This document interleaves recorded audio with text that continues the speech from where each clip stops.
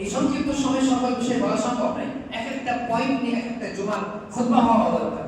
কিন্তু আমি আপনাদেরকে সংক্ষিপ্ত আকারে বলতে চাই, কারণ আমাদের এই যে বিবরণ যে আলোচনাগুলো হচ্ছে আপনার কানার হাতি দেখার মতো, কানার হাতি দেখার মতো আলোচনা হয়। ভাবছেন যে এই জিনিসটা জিনিস পূর্ণতা পাই না, পূর্ণতা পাই না।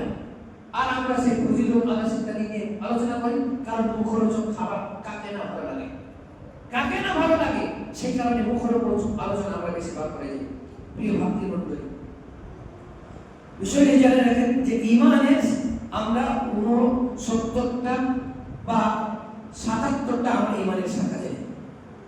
আল ঈমান বিদউন ওয়া সাবউন, আল ঈমান বিদউ ওয়া সিত্তুনা শুআবা। ঈমানের 77টি শাখা রয়েছে, শ্রেষ্ঠ শাখা হচ্ছে লা ইলাহা ইল্লাল্লাহ।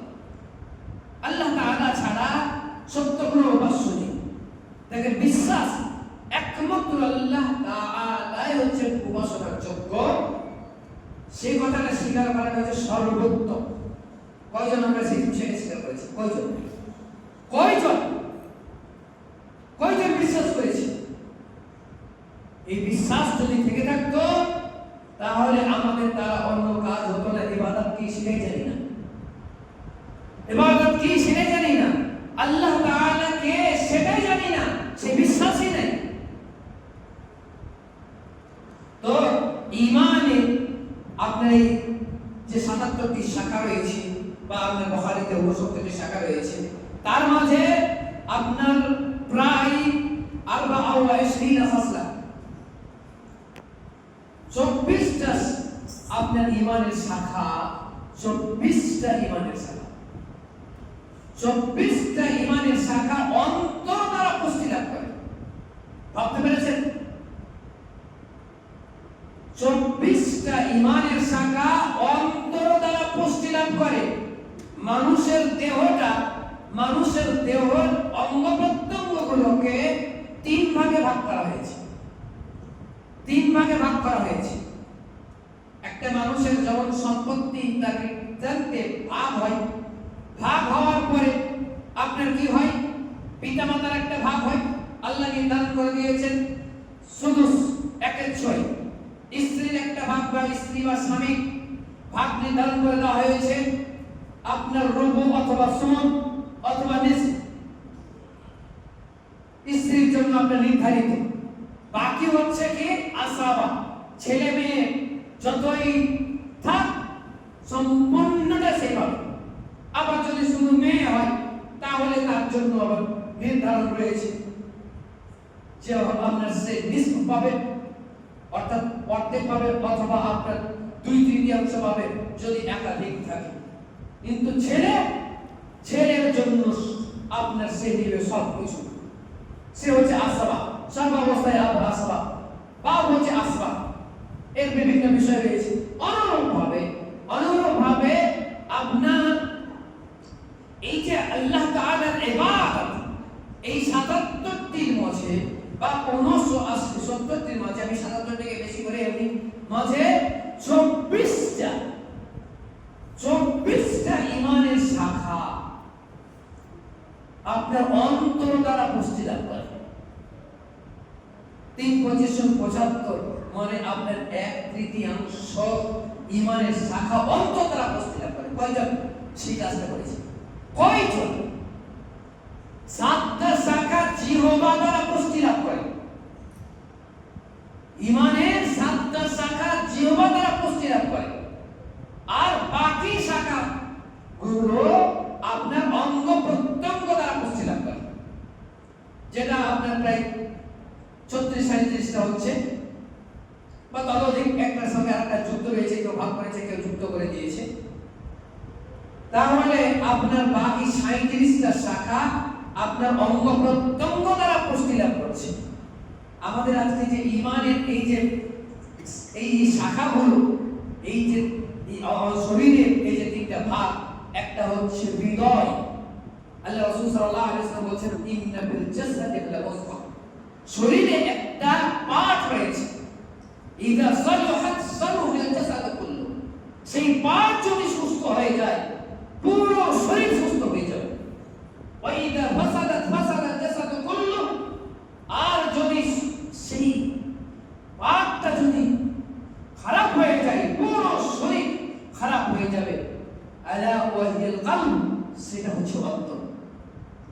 আজকে সেই অন্তরকে ঠিক করার কি চেষ্টা করেছি?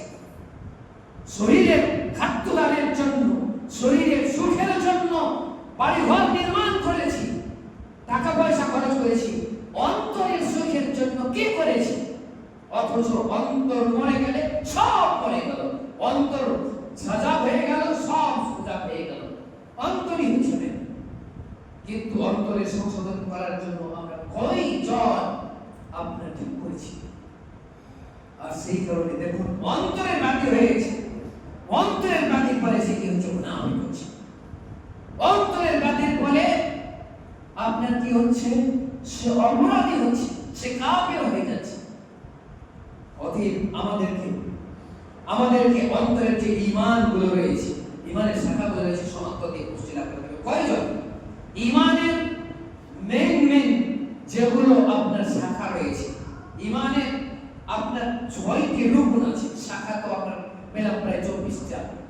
6টি রুকুন আছে যেটা আপনার ঈমানের সঙ্গে জড়িত, যেটা অন্তরের সঙ্গে জড়িত। কি আমরা ঈমানের 6টি রুকুন জানি?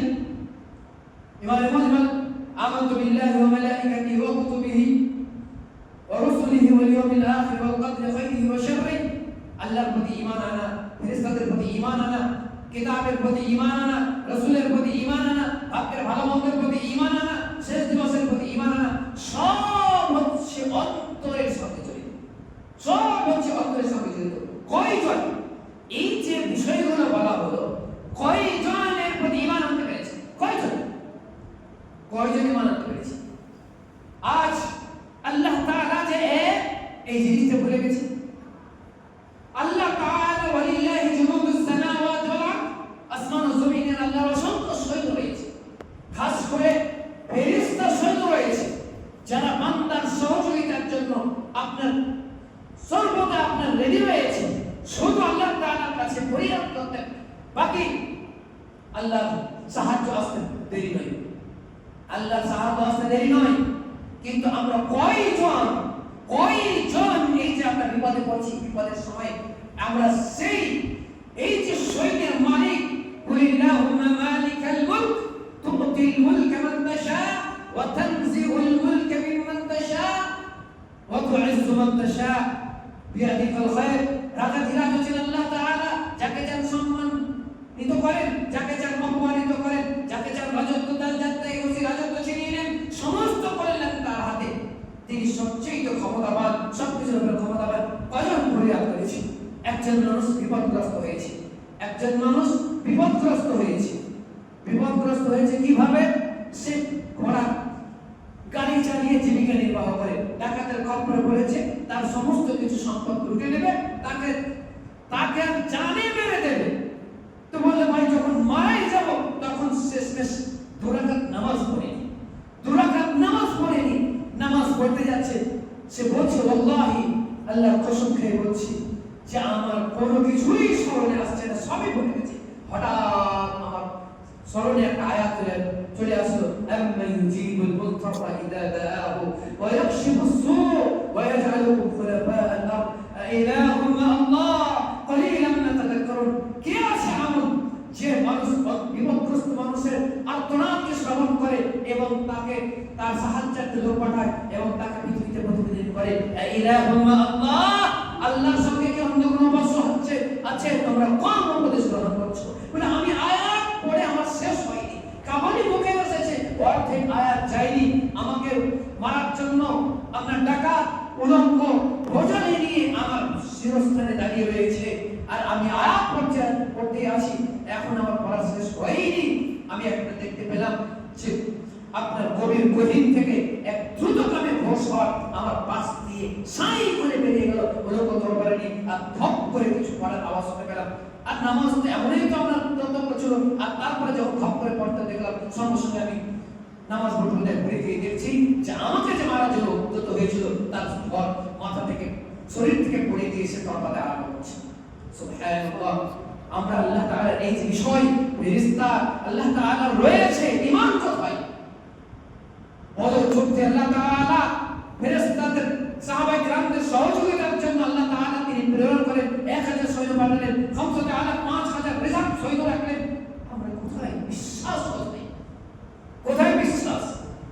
খালি ফেরেশতাদের সহযোগিতার মূলক যদি আমি ঘটনায় আপনাদের বলতে থাকি তো এখান থেকে আমরা দু চার ঘন্টা সময় বেরিয়ে যাবে কিভাবে আল্লাহ তাআলা ফেরেশতা কর্তৃক বান্দাদের সহযোগিতা করেছে, কিভাবে সহযোগিতা করেছেন।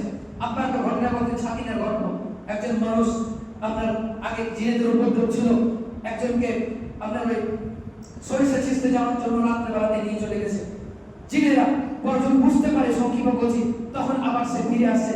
জিনে ধাওয়া করেছে, জিনে ধাওয়া করছিল দিয়ে আপনার লক্ষ্য করে পরে সেখানে কবর টবর দেওয়া হয়, সেইখানে এসে কি করেছে একটা কবরস্থানে মুগুজরে পড়ে গেছে। আর ওখানে একজন মেয়ে আপনার সে তার ভাইকে পায়খানা ফেরাতে এসেছে, এসে গঙ্গানের আওয়াজ শুনতে পাচ্ছে।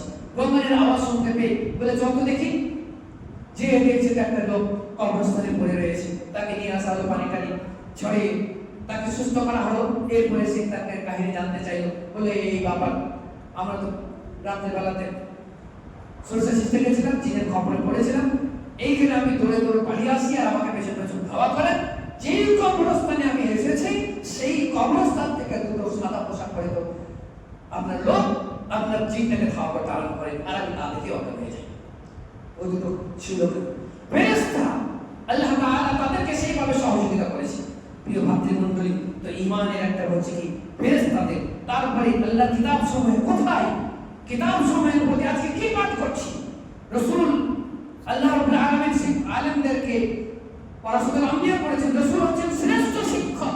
তাদেরকে শিক্ষক বাদ দিয়ে আমরা কিন্তু জাহেল গওয়ার তাদেরকে শিক্ষক হিসেবে তাদের কাছ থেকে শিক্ষা নিচ্ছি। আল্লাহ রাব্বুল আলামিন আল কোরআন দিলেন পাঠ্যপুস্তক হিসেবে, হাদিস দিলেন পাঠ্যপুস্তক হিসেবে, সেটাকে বর্জন করে গিয়ে মানব রচিত পাঠ্যপুস্তকে সেটাকে আমরা থেকে জ্ঞান আহরণ করছি। কোথায় আমাদের বিশ্বাস?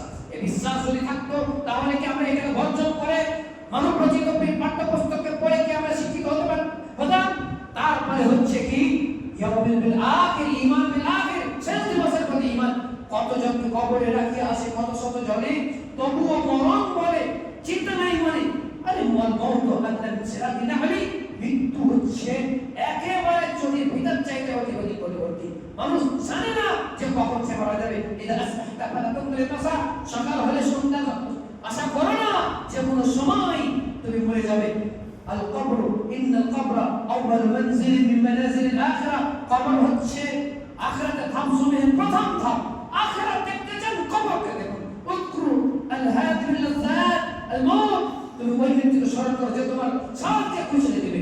আজকে আমরা চাক্ষুষ আখিরাতকে দেখতে পাচ্ছি, আখিরাতের দ্বারকে দেখতে পাচ্ছি। তারপরে কোথায় আমাদের বিশ্বাস? কিসের জন্য এত গাড়ি বাড়ি, কিসের জন্য এত ছাড়াছাড়ি? আল্লাহ আমাদের ইবাদতের জন্য সৃষ্টি করেছেন, কোথায় আমাদের বিশ্বাস? এই ঈমানের 6টি রুকুন যদি থেকে যেত তাহলে আমাদের জীবনের পরিবর্তন হয়ে যেত। যে আমাদেরকে আখিরাতের জন্য পথে সংগ্রহ করতে হবে, সেখানে আমাদের কোনো পথও থাকবে না। আমরা যেটা উপার্জন করবো, আল্লাহর ইবাদত করবো, আল্লাহর আনুগত্য করবো, প্রত্যেকটার বিনিময়ে আল্লাহ তাআলা তিনি কি করবেন? আমাদেরকে প্রতিদান দেবেন। কোথায় আমাদের বিশ্বাস? কোথায় আমাদের বিশ্বাস? এছাড়াও আপনার আরো অন্তরের ইবাদত রয়েছে হচ্ছে কি মুহাব্বতুল্লাহ আযজা ওয়া জাল্লা, আল্লাহ তাআলাকে সর্বাধিক ভালোবাসা। কোথায় ভালোবাসা? ওয়াল্লাযীনা আমানু আশাদ্দু হুব্বান লিল্লাহ, যারা ঈমান এনেছে আল্লাহ তাআলাকে সর্বাধিক ভালোবাসবে। কোথায় আমাদের ভালোবাসা? আল্লাহ তাআলা বলেন কুল ইন কানা আবাউকুম ওয়া আবনাউকুম ওয়া ইখওয়ানুকুম ওয়া আযওয়াজুকুম ইলা আখির আয়াত, বলো যদি তোমাদের পিতা, যদি তোমাদের সন্তান, যদি তোমাদের ভাই, তোমাদের স্ত্রী, ঘরের ঘর বাড়ি ব্যবসা বাণিজ্য সমস্ত কিছু আহাব্বা ইলাইকুম মিনাল্লাহি ওয়া রাসূলিহি ওয়া জিহাদিন ফি সাবিলিহি ফাতারাব্বাসু হাত্তা ইয়াতি আল্লাহু বিআমরিহি, যদি এই সমস্ত কিছু আল্লাহ তাআলা তার রাসূলের চাইতে, তার রাস্তায় সংগ্রাম করার চাইতে বেশি প্রিয়তর হয়, আল্লাহর শাস্তির অপেক্ষা করো। কোথায়? আল্লাহ তাআলাকে সর্বাধিক ভালোবাসতে হবে, রাসূলুল্লাহ সাল্লাল্লাহু আলাইহি ওয়াসাল্লামকে সর্বাধিক ভালোবাসতে হবে। এটা ঈমানের দামে যদি না ভালোবাসে সে অপরাধী। কখন অপরাধ বোধ হয়েছে? যেরকম ভালোবাসা হচ্ছে কি হারাম ভালোবাসা, ফরজ ভালোবাসা, হারাম ভালোবাসা, ফরজ ভালোবাসা, জায়েজ ভালোবাসা। আজকে আমরা শিরকি ভালোবাসি, আল্লাহ তাআলার নাই ভালোবাসা যদি কাউ ভালোবাসি তাহলে শিরকি ভালোবাসা হবে। আল্লাহ তাআলার ফরজ বিধান পালনে যদি জায়েজ ভালোবাসা, স্বামী স্ত্রীর ভালোবাসা, জায়েজ ভালোবাসা, খাদ্যের ভালোবাসা, জায়েজ ভালোবাসা, সন্তানের প্রতি ভালোবাসা, জায়েজ ভালোবাসা, এই জিনিসটা যদি আল্লাহ তাআলার ফরজ বিধান পালনে অন্তরায় হয় তাহলে জেনে রাখুন স্ত্রীর ভালোবাসা হারাম ভালোবাসা নেই, সন্তানের ভালোবাসা হারাম ভালোবাসা নেই, বাড়ির ভালোবাসা হারাম ভালোবাসা নেই, ব্যবসার ভালোবাসা হারাম ভালোবাসায় রূপ নেই। আজকে আমরা এইভাবে কতজন ভালোবাসা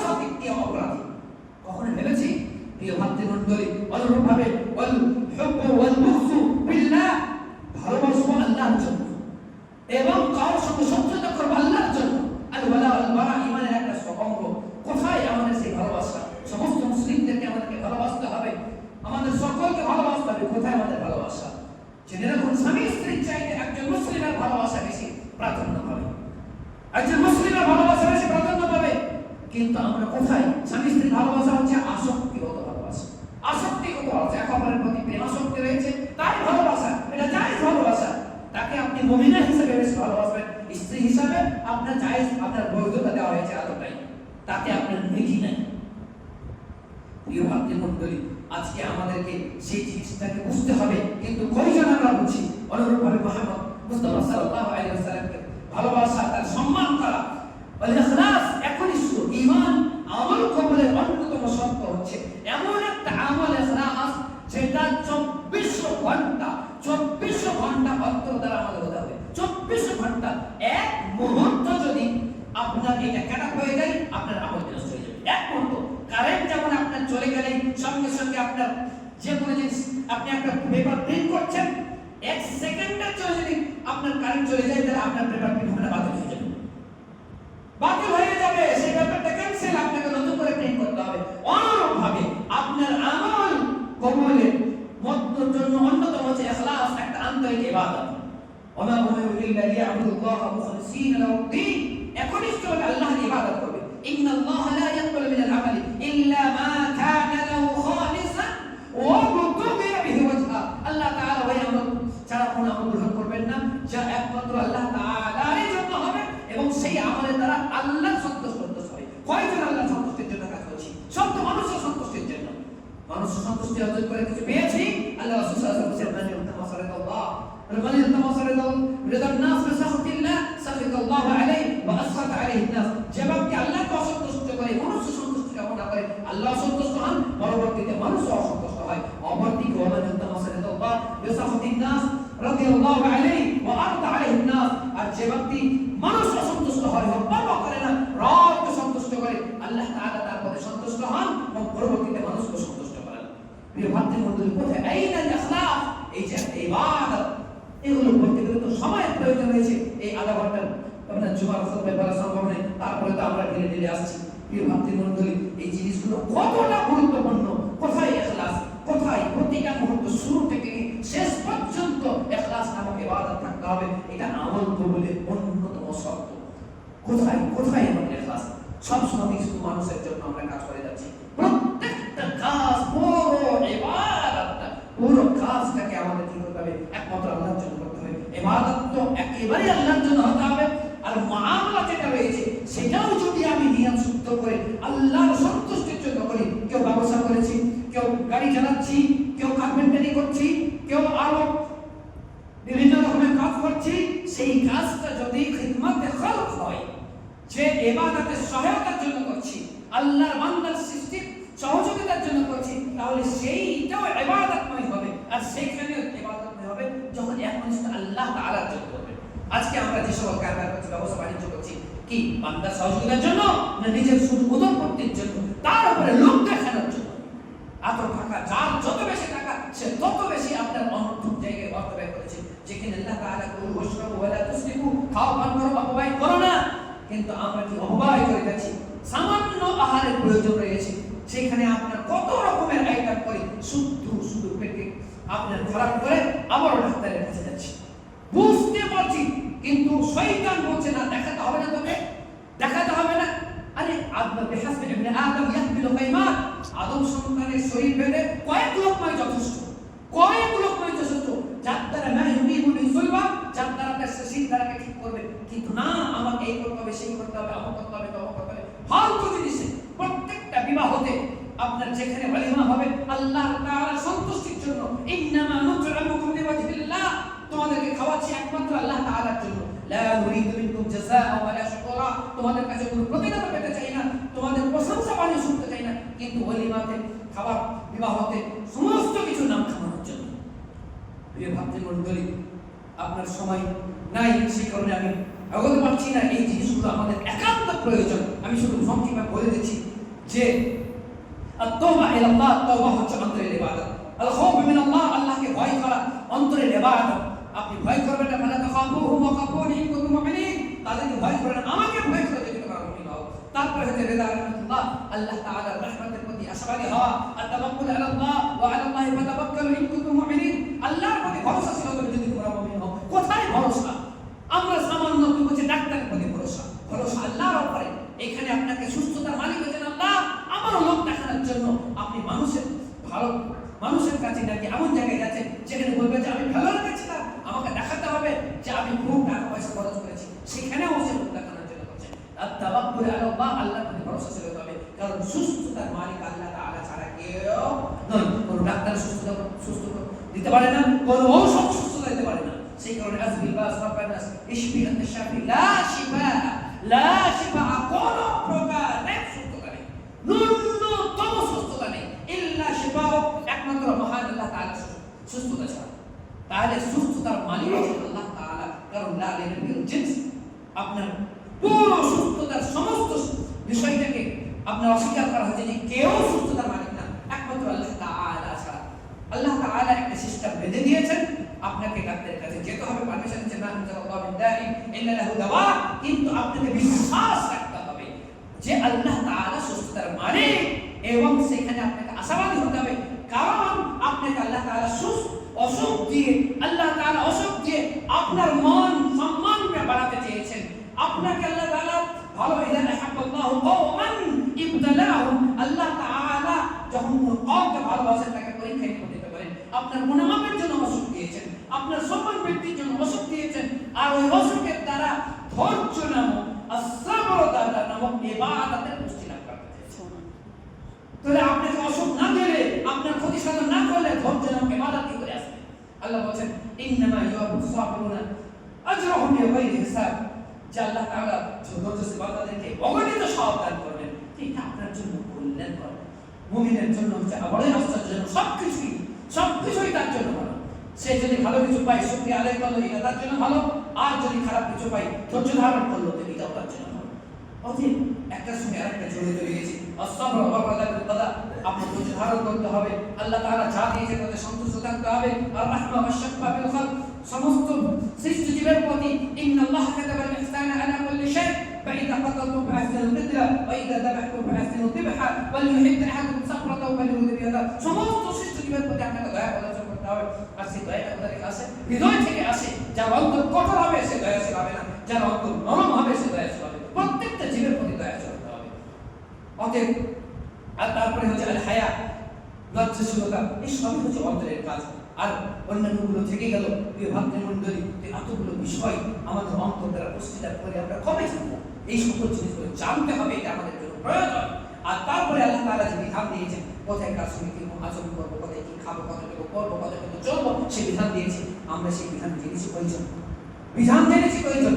মাদ্রাসাগুলোতে সেই বিধানের শিক্ষা দেওয়া হয়, কিভাবে আপনি জীবনযাপন করবেন তার শিক্ষা দেওয়া হয়। কিন্তু এরা শিখে কিনা হবে ডাক্তার, ইঞ্জিনিয়ার, অমুক তমুক আদা শিক্ষা দিন। আরে ভাই, কতটা ডাক্তারের দরকার, কতটা ইঞ্জিনিয়ারের দরকার, কিন্তু প্রত্যেকটা মানুষের আইনের জানা দরকার, বিধান জানা দরকার। ডাক্তারি আপনার শতকরা 3 থেকে 5% লোকের দরকার আছে মাত্র। শতকরা চিকিৎসা খাতে, পুরো চিকিৎসা খাতের সকল ডিপার্টমেন্টে শতকরা আপনার 3 থেকে 5% লোকের দরকার রয়েছে।